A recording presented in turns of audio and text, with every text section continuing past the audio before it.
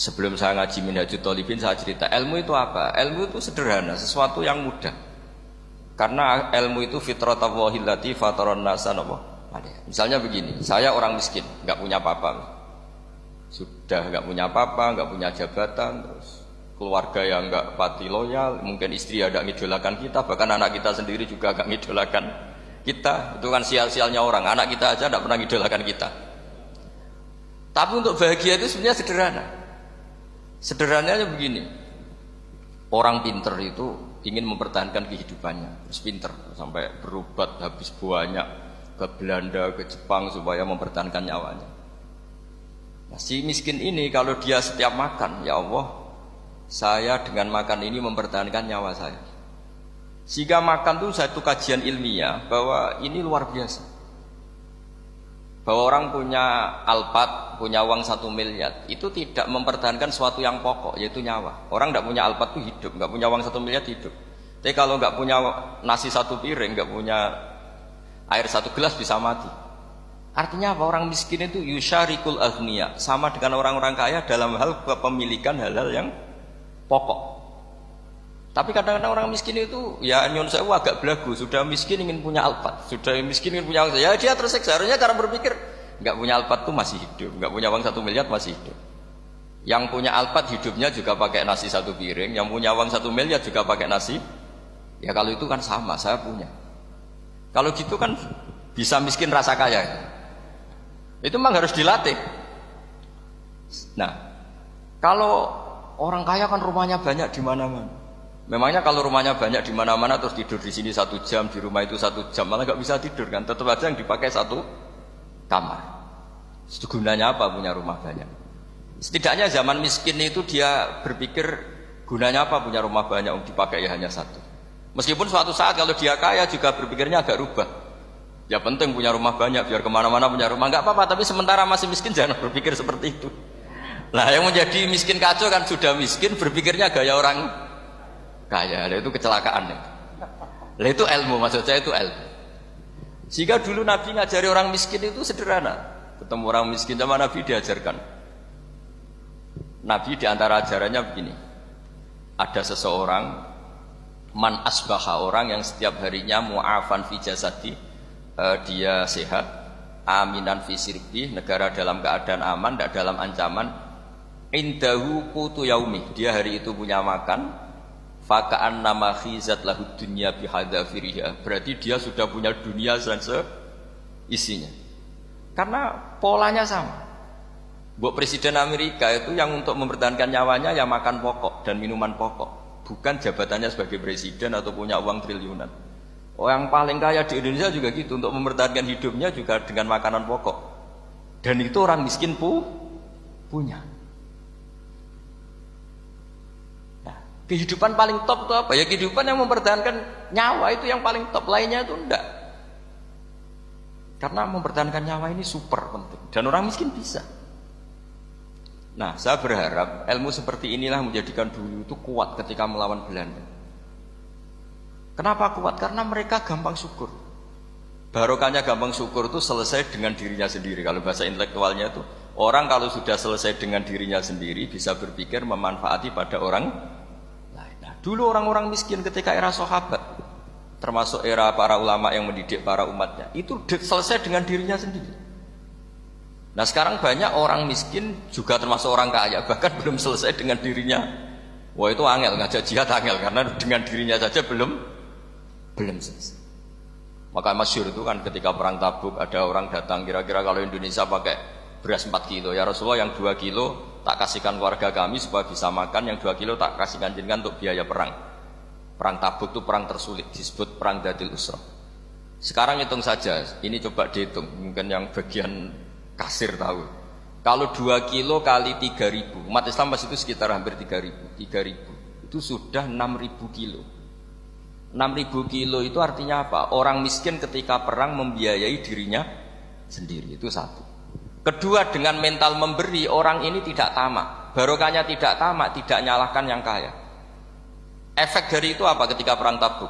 Sumbangan dari Sayyidina Utsman yang jumlahnya besar sekali, yaitu diantaranya 1.000 dinar. 1 dinar kira-kira 4,25 gram, berarti sekitar 4.000 gram. Itu bisa diberikan alat perang. Sumbangan dari Abu Bakar juga bisa dipakai beli kuda untuk perang.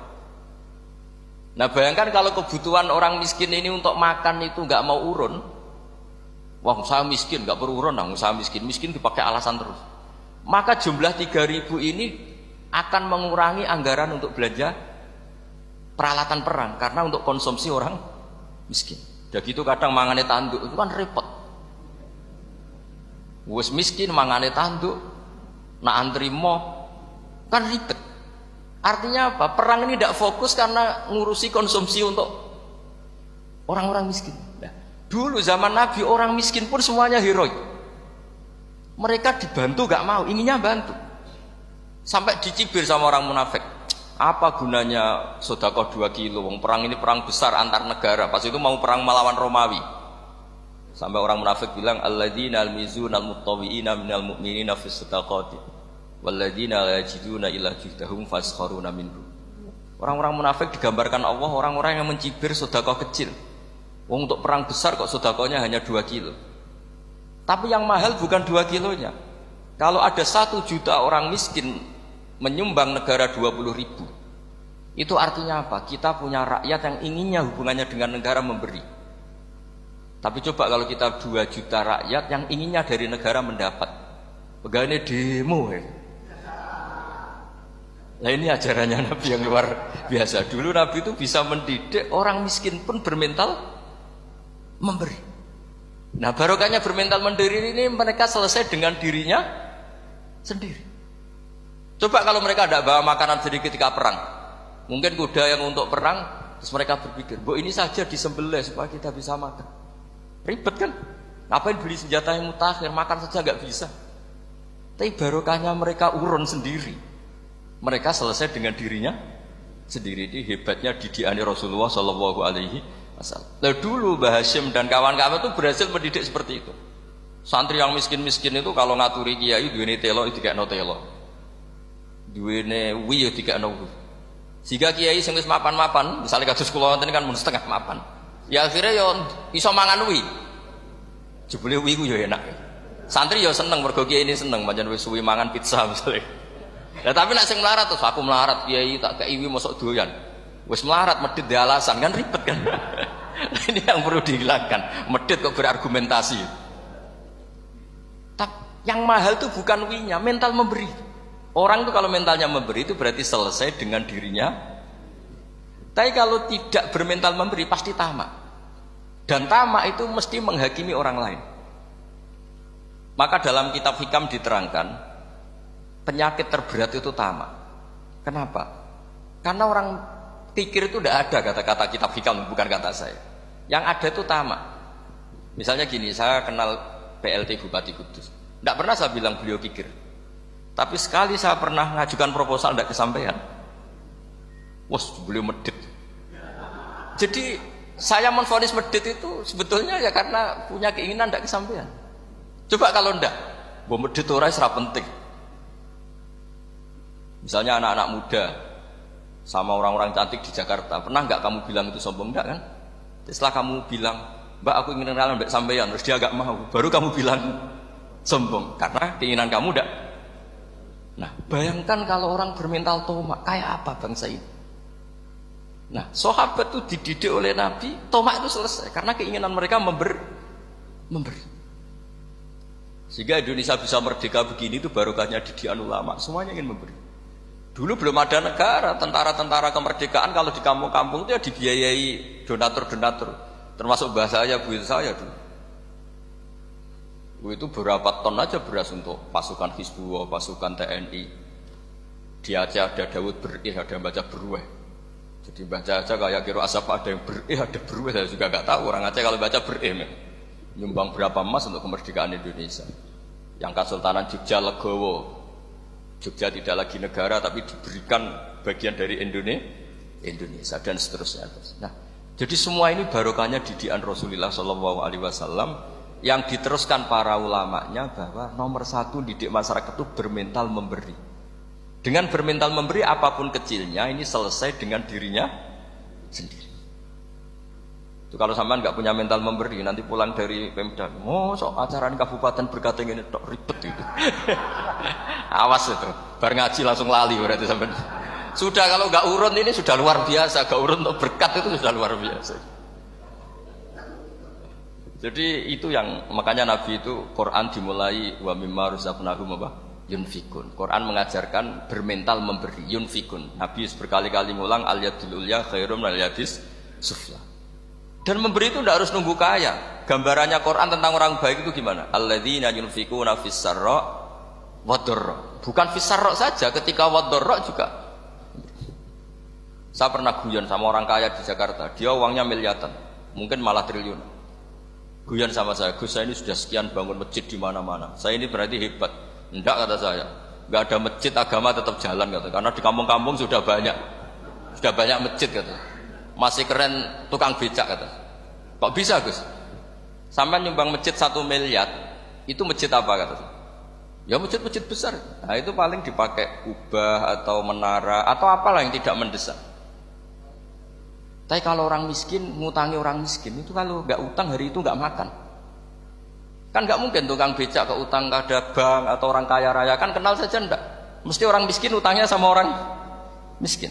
Saya kalau orang kaya utang Habibidin mesti mau beli Innova karena level orang elit jadi utangnya itu beli Innova, aksesoris Innova, seri terbaru. Tapi kalau orang miskin sama orang miskin utangnya itu beras untuk nyawa. Artinya apa? Kalau saya diutangi Habibidin untuk beli Innova itu ganjarannya itu sekunder. Tapi kalau sesama orang miskin itu ganjarannya primer. Keren mana? Hutang-hutangannya orang miskin sama orang kaya. Satu menyelamatkan nyawa, satu menyelamatkan citra. Dia baru sadar, ternyata orang miskin lebih hebat ketimbang saya, lebih hebat tapi tidak usah ditiru kata saya. Cuma dia menjadi tidak sombong sekian miliar yang disumbangkan ke masjid karena dia menjadi tahu ternyata itu tidak bangga. Nah kecuali masjid-masjid yang kamu nyumbang memang masjid perintis di daerah-daerah yang belum ada masjid. Kalau masjid-masjid besar itu kan kadang kebutuhannya sudah selera bukan pokok. Tidak saya ini cerita ya, jadi supaya orang tahu lah. Zaman Nabi itu orang sudah selesai semua dengan dirinya sendiri. Jadi maksud saya Islam nggak apa-apa tanpa masjid itu masjid yang sudah sifatnya selera. Indonesia kan masjid sudah sifatnya selera semua. Yang dikatakan masjid pokok kan yang dipakai sholat bisa, dipakai alat sesuci bisa. Tapi kalau sudah selera ya pondasinya harus begini, lampunya harus dari kristal, terus kubahnya itu sudah selera. Nah rata-rata sumbangan yang miliatan itu kan sudah ke selera. Sementara orang miskin utang-utangan sama orang miskin untuk menyelamatkan apa coba? Nyawa. Artinya para orang miskin jangan kecil hati. Wah saya sedekah hanya 2 kilo, tapi 2 kilo nyawa. Dan itu pahalanya luar. Nah ini ilmu asal saja. Nah Kiai itu berhasil seperti itu sehingga orang-orang miskin dulu tuh ngrumat tentara itu ya nganggo uwi, nganggo telo, bahkan ada yang pakai apa itu Pak Hartopo itu pisang itu, arasnya pisang itu. Bronggolnya pisang sudah dipakai saja Pak tentara. Tentara di mana-mana bisa makan. Coba kalau yang ngamal yang kaya tok itu tidak cukup. Tapi barokahnya yang miskin juga ikut ngamal itu cukup karena yang miskin itu mayoritas. Jadi didukung kaum miskin pasti menang lah kan kira-kira gitu. Karena di mana-mana orang miskin itu banyak. Menemukan orang kaya itu nyari data. Kalau menemukan orang miskin seketemunya pasti ketemu. Dan orang miskin ini dididik ulama untuk berkontribusi. Sehingga banyak tentara yang ketika dicari Belanda pura-pura jadi petani. Ini juga yang menyelamatkan orang miskin. Nah, ulama dulu tuh orang paling sukses mensuasanakan seperti itu. Nah, itu yang diceritakan di perang Tabuk, mimpa di maka tayazihu qulubu fariqin minhum. Jadi perang Tabuk itu perang di antara yang paling diceritakan Allah berkali-kali apa? Ya Rasulullah tadi malam saya buruh dan ini dapat 2 sok ya kira-kira berapa kilo lah. Yang separuh untuk keluarga kami, yang separuh saya sumbangkan ke jenengan. Lu coba perang antar negara hanya menyumbang 2 kilo beras, bayangkan. Tapi nilainya bukan 2 kilo. Kalau 2 juta rakyat Indonesia nyumbang 2 beras, artinya hubungannya dengan negara hubungan ingin memberi. Dan barokahnya hubungan ingin memberi, ora pati kecangkeman tomak, ora pati kakean menuntut. Ini yang mahal itu yang gak ternilai itu. Dan itu menjadi kekuatan yang luar biasa sehingga umat Islam bisa mengalahkan pasukan Romawi. Nah Indonesia dulu kira-kira seperti itu prakemerdekaan. Yaitu saja sebagai mukaddimah hari santri.